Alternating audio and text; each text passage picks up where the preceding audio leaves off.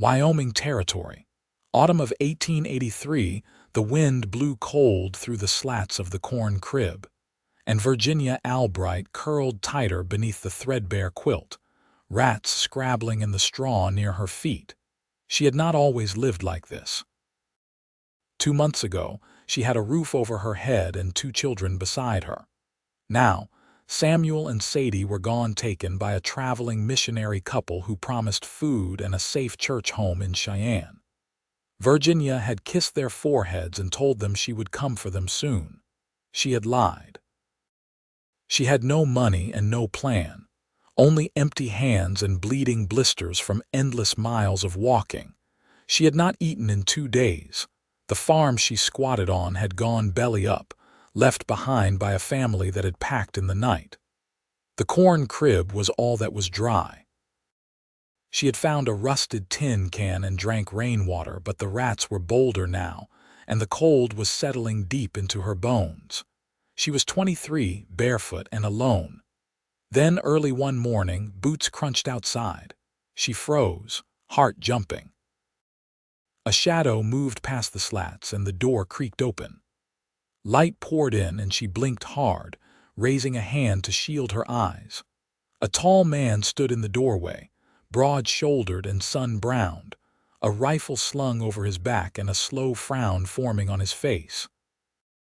His coat was worn but clean, and his voice, when he spoke, was quiet but firm. "Ma'am, you planning on dying in here or just passing through?" Virginia sat up, the quilt falling away. Dirt smudged her cheeks and her dress was torn at the hem. She stared at him but said nothing. She had not spoken in days. He stepped closer, his eyes searching her face. "You hurt?" She shook her head. Hungry, her lips parted. That word hit hard. She nodded. He looked down at the rats skittering into the corners, then back at her. "You slept in here." "With them? I had nowhere else," she whispered. He set down his rifle, took off his hat, and crouched. "My name's Waylon O'Connor. I got a ranch 2 miles south. It is not much, but it has a roof.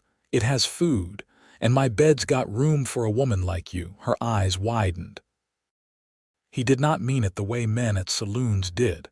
There was no leer in his gaze, no heat, just a steady offer, like he had decided something already. "I am not a whore," she said, her voice breaking. "I do not think you are," he said. "I think you are a woman who is cold and starving. And I am a man with more blankets than I need." She hesitated. Then she rose slowly, knees stiff, legs trembling, and followed him out into the light. His horse, Bramble, was sturdy and gentle. He helped her up behind him, then wrapped his coat around her shoulders. The ride was quiet, the wind cutting through the trees, and her arms tightened around his middle without thinking. The ranch came into view, modest but solid, with a barn, a chicken coop, and a 2-room house with smoke curling from the chimney. He dismounted first, then helped her down, his hands warm and steady. Inside, the fire crackled. He poured her a bowl of stew and slid it across the table. She ate like a woman drowning. Afterward, he set out a clean shirt and a wool skirt across the bed. "Bathroom is through the back. There is hot water. I will give you space." She stared at the bed. "You said your bed had room." "It does," he said gently. "But I will sleep on the porch tonight. The offer still stands, but it is yours to take when you are ready." Virginia lowered her gaze. No one had given her a choice in a long time. That night, she lay in the warm bed, clean for the first time in weeks, her hair damp and combed. She stared at the ceiling while the wind howled outside. She thought of Samuel's laugh, the way Sadie used to hum while braiding wildflowers. Tears slipped down her cheeks. In the morning, she found Waylon already outside splitting wood. He looked up, sweat glinting on his brow. "Coffee's hot," he called. "And I got a job for you if you are up to it." Virginia stepped onto the porch, shawl wrapped tight. "What kind?" "Chickens need feeding. Garden needs turning. You work, you stay, you want to find your children you can save for the trip." She blinked. "You would let me earn it," he nodded. I do not hand out pity, Virginia, I offer something better. A place to stand again. She stared at him a long time, and then she nodded. Weeks passed. She woke every morning just before dawn and pulled on boots he had bought from the general store. They worked side by side, her hands blistering again, but this time with purpose. He taught her how to mend fences, how to tell when the hens were brooding, how to listen for the change in the wind. He never touched her until one morning she stumbled while hauling a bucket, and he caught her. She looked up and their faces were inches apart. I have not forgotten what you said, she whispered. About the bed, she nodded. You do not owe me anything. I know, she said, but I want to stop being cold. His hand slid to her cheek. You are not, he said softly. Not anymore. That night she climbed into bed beside him. And he held her like he never meant to let go. The frost came early. By the end of September, the mornings cracked underfoot, and the breath between them hung white in the air. Virginia rose before the sun now, pulled her shawl close, and stepped into boots lined with dry straw. Each morning, she crossed the yard in silence and gathered eggs from sleepy hens, still warm from the nest. Waylon was always up before her, splitting logs or checking the pasture fence, the steady rhythm of his work echoing through the stillness. One morning she found him kneeling by the barn, his hand pressed to the flank of a bay mare. The horse shifted, high-strung and favoring a back leg. Virginia crouched beside him. She's lame. Stone bruise, most likely. Noticed her limping yesterevenen. Virginia brushed her hand along the horse's neck. You have a farrier nearby, nearest one's in Laramie. 3 days' ride I don't have time for. He paused. I can manage the trimming, but I'd rather not do it alone. I can hold her, she said. Waylon looked over. You sure? I've worked with horses before. My father raised them. He studied her face for a second, then nodded once. All right. As the day warmed, they worked in tandem. She steadied the mare's head while Waylon braced her hoof and pared gently at the sole. Virginia kept her voice low and calm, her fingers brushing the mare's cheek, her body steady despite the animal's shifting weight. When it was done, Waylon stood and stretched his back. You've got a way about you, he said. She calmed soon as you touched her. Virginia wiped her hands on her skirt. My father said horses know your heart before your words. He looked at her then, long and quiet. What else did he teach you? She hesitated. How to patch canvas, how to keep a fire lit in wind. How to find north by moss. Waylon's mouth lifted at one corner. Sounds like you were raised for the trail. I was raised for the kind of life that doesn't forgive softness. He didn't answer, but his eyes stayed on her a beat longer than necessary. Later that afternoon, a rider came up the road. Virginia watched from the porch as the man dismounted and shook Waylon's hand with the ease of familiarity. They spoke a while near the gate before the man handed over a folded paper and mounted up again. Waylon stepped inside and laid the paper on the table. Census notice, he said. Territorial office wants records updated by year's end. She glanced at it. You have to list everyone living here. Yeah. She waited, heart thudding. You want me to say you're my wife? His eyes held hers without pressure, only steadiness. Wouldn't be a lie if you wanted it. Virginia folded her arms. I'm not looking to be beholden again. I'm not asking for your name to bind you. I'm offering mine to protect you. Silence settled between them. I'll think on it, she said. Good, he answered and poured her a cup of coffee. That night she lay beside him without touching. The air between their bodies was warm but not yet crossed. She listened to the wind outside, to the quiet creak of wood settling overhead. There was a kind of peace in the stillness, a peace that felt earned. In the morning, she washed the dishes while Waylon saddled Bramble. He was riding into town for salt blocks and seed. Before he left, he stood at the bottom of the porch steps and looked up at her. I'll be back by sundown." She nodded, drying her hands on her apron. "If you change your mind about the census, just say the word." "I'll be here," she said. His gaze lingered a moment, then he turned and mounted up. After he rode off, Virginia stepped into the barn and opened the small chest beneath the tool shelf. Inside was the skirt she'd arrived in, torn and stained. She ran her hand over the rough fabric, then folded it once and set it aside. Beneath it, a faded ribbon lay curled in the corner. Sadie's. She lifted it to her lips, closed her eyes, and breathed deep. When she opened them, she looked out through the slats of the barn wall and saw the hills stretching into the distance. And for the first time, she didn't feel like she was waiting to be rescued. She felt like she was learning how to stand.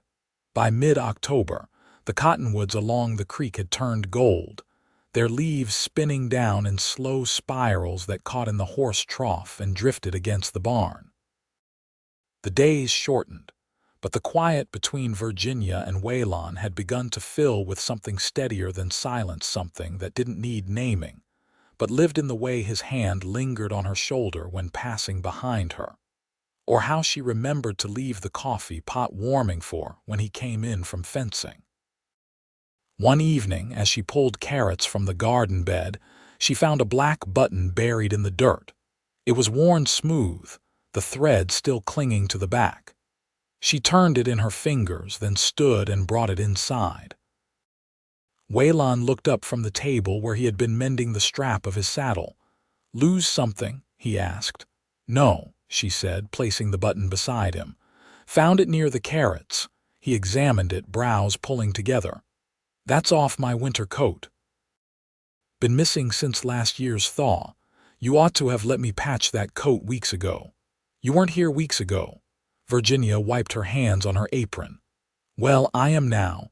He set down the button and met her eyes. "You are." She didn't look away. "And I plan to stay, Waylon." His jaw shifted slightly, but his voice stayed low. "You sure?" "I wouldn't have said it if I weren't." He nodded once. "Then there's something I want to show you tomorrow." "What is it?" He picked up the button again. "Best wait and see." They left before sunrise the next morning, riding tandem on bramble through the hush of frost. Virginia held the reins while Waylon guided her from behind, his voice close to her ear as he named the rises and gullies. They crossed the creek twice, the water low and clear, and climbed into a ridge of scrub and pine. At the top he dismounted and helped her down. Before them lay a narrow meadow ringed with juniper. A small cabin stood at its far edge, weather-worn but upright, its chimney intact. "My father built it," Waylon said. "Used it as a line cabin in winter. No one's been out here since he passed." Virginia walked toward it slowly, her boots brushing through dry grass. The door stuck on its hinges, but she pushed it open and stepped inside. The floor creaked. A cot stood along one wall and a cast-iron stove sat in the corner, rusted but sound. "I thought maybe," Waylon said behind her, "if you meant to stay, you might want something that's yours, a place to make right in your own way." She turned. "You'd give me this?" "No." He leaned against the doorframe. "I'd give it to us if you want it." Virginia looked around the small space, the dust, the light filtering through the chinks in the wall. Her throat tightened. "I haven't had a place that belonged to me since I was 16. You got one now." Outside, a hawk called once, high and sharp. She stepped back through the doorway and reached for his hand.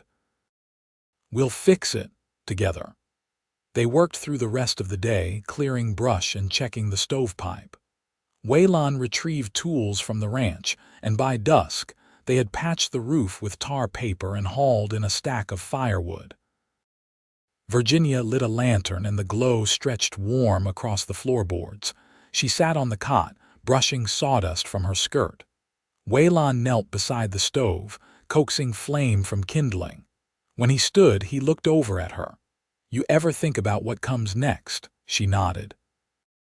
"Every night. And I want my children back." He didn't blink. Then we'll go get them. You do that. I'd do anything you needed, Virginia. She rose and crossed to him. The air between them was close now, but not uncertain. She placed her hand at his chest, just over the place where his shirt hung open at the collar. I want this, she said. Not just the cabin. You. His hand settled at her waist, firm and sure. I know. The kiss came easy, slow, like the build of morning light. And when the wind picked up outside, it carried no chill. Not anymore. The road to Cheyenne was long, and the sky stayed gray for most of it, thick with the weight of late October. Virginia rode beside Waylon now, her own horse borrowed from a neighbor he trusted. She sat tall in the saddle, though her thighs ached by the third day and her palms were raw from gripping reins stiff with dust. They camped near creeks when they could, using pine boughs for bedding and sharing beans warmed over low flames. Waylon never pushed her for talk. He didn't press when she fell quiet. On the fourth morning, they crested a bluff and saw the city's edge. Smoke from chimneys, the angled roofs of boarding houses, a church spire rising like a finger toward heaven. Virginia's breath caught. I doubt they'll still be at the mission, she said as they rode down the slope. Families don't stay long in those places, they pass through. Waylon adjusted the brim of his hat. We'll ask the reverend who took them in. He'll remember. The mission sat on a corner lot, whitewashed and plain. Inside, the air smelled of wood ash and boiled turnips. A woman in an apron led them to the back, where an older man with a split lip and a crooked collar was sorting ledgers. Sadie and Samuel Albright, Virginia said before he could speak. They were brought in late summer by a couple headed east. The Reverend squinted at her. I remember them. The girl had a ribbon in her hair, bright red. The boy wouldn't let go of her hand. Where are they now, with a family outside Rawlins, homesteaders? They came through needing help, and I thought, well, 2 mouths are easier shared. Virginia's voice thinned. You sent them without asking if I'd come back, without waiting. They'd been here 3 weeks, ma'am. No word, no kin. And the family was God-fearing. She stepped forward. Do you know their name? Griffin. Josiah and Laura Griffin. They run cattle west of the tracks. You'll find them if you follow the Sweetwater Trail. Outside, Virginia stood in the shadow of the church, gripping the edge of the saddle. Rawlins is another 4 days, she said. Waylon mounted up. Then we'll ride 4 more. They reached the Griffin homestead at dusk 5 days later, after riding through wind strong enough to strip bark. The house was simple, clapboard and square, with smoke curling from the chimney and a woman in a shawl calling children inside. Virginia approached on foot, heart hammering. The woman stepped down from the porch, wiping her hands on her skirt. You lost. I'm looking for 2 children, Sadie and Samuel. They were given to you. The woman's eyes narrowed, then softened. You're their mother. I am. They're inside. Virginia didn't wait for more. She crossed the yard, opened the door, and stepped into warmth. Sadie sat on a stool near the stove, humming softly, her hair braided back. Samuel was on the floor, carving a block of wood. Both looked up. Ma, Virginia knelt. I came. Sadie ran first, her arms tight around Virginia's neck. Samuel followed, pressing his face to her shoulder. She held them, breathing them in. Waylon stood in the doorway, hat in hand, his eyes steady. Later, the Griffins offered supper. They sat around the table, passing bread and stew, the kind that sticks to ribs.